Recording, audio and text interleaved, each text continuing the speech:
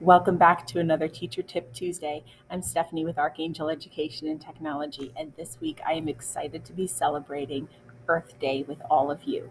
April 22nd is Earth Day. It is celebrated nationally and it encourages us to take a look at ourselves, to be reflective, to think about how we are caring for God's creation. We are so blessed to have Pope Francis as our leader who recognizes the importance of caring for creation.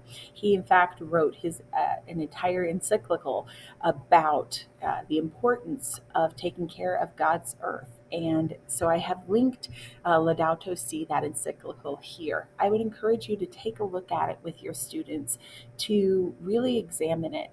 Pope Francis has put out a call for all of us to take a look at how we care for the earth and how we are caring for God's creation, His gift to us. So take a look at that with your students.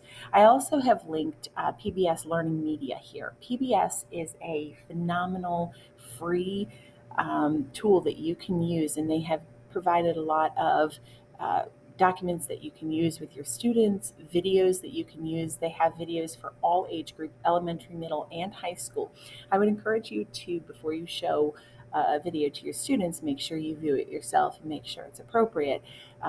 But PBS Learning Media is a phenomenal website that you can use. They have a lot of Earth Day resources, including taking a look at um, endangered animals, plants, flora and fauna, and all of that is really in line with what we want to teach about Earth Day. So I've given you a couple of ideas here about caring for creation. So these are things that you can do with your students, creating posters, reminding peers about the importance of reducing, reusing, and recycling. You can run a used clothing drive. We have a lot of families in our communities that do not have access to new clothing, and we have a lot of families, including probably ourselves, that have clothing in our drawers and in our closets that haven't been used and be donated to those that need it. I encourage you to take your students on a walk, a nature walk. Take a look at all of the beauty that surround us. You can grab leaves and do leaf rubbings and put flower pressings in a journal and write about it.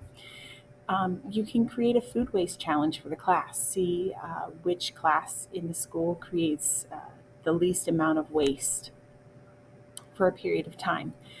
You can brainstorm ways that families can conserve energy, and you can also plant a garden or bed of flowers. You can also create a compost bin. I also have included here some STEM lessons for severe weather.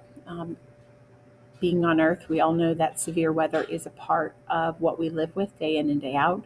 We also know that because of the way that we treat the Earth, some of that weather is becoming more and more severe over time. So, these are a few ideas that you can use in your classrooms. You can compare and contrast hurricanes versus tornadoes. How are they formed? What causes the rotation? How are they classified? What are the wind speeds? There's lots and lots of ideas. And then I've given you an idea for STEM that you can use with that. So you can create an infographic to show the wind speeds of each type of storm. How does wind travel? It happens when it encounters an obstruction. You can design a wind tunnel. You can also talk about harvesting wind energy to use as a natural resource. And then using images gathered from satellites and the International Space Station, you can discuss weather patterns that are seen from space. And you can insert those images into Google Drawings or Google Slides, and you can use those images to identify when severe weather is present, what you can see from space. And so I really want to encourage all of you to take some time to really celebrate Earth Day this year and really think about ways that we can live up to Pope Francis's encyclical and his cause for caring for creation. I hope you have a beautiful Earth Day. Take care, and I will see you next week.